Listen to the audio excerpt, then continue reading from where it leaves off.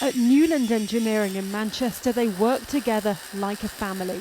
They've been making conveyor belts since the 60s. This one will go to Djibouti, but they also sell inside the EU.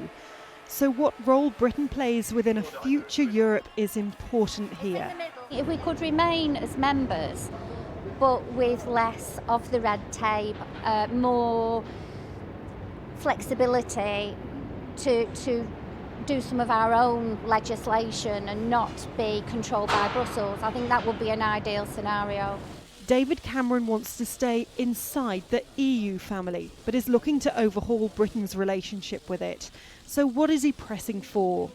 His proposed reforms include restricting benefits for up to 4 years for EU migrants arriving in Britain, and to be able to opt out of the EU's drive to pursue an ever closer union across Europe.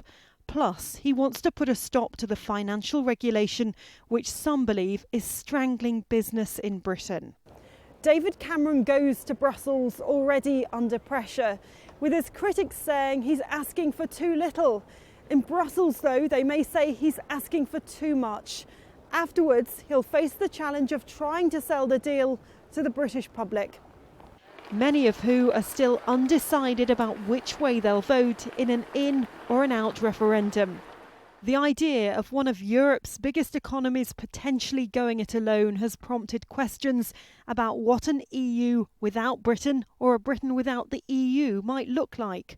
Really what's at stake, I suppose, is this sovereignty issue, the clash of individual nations' interests and that of the wider European Union.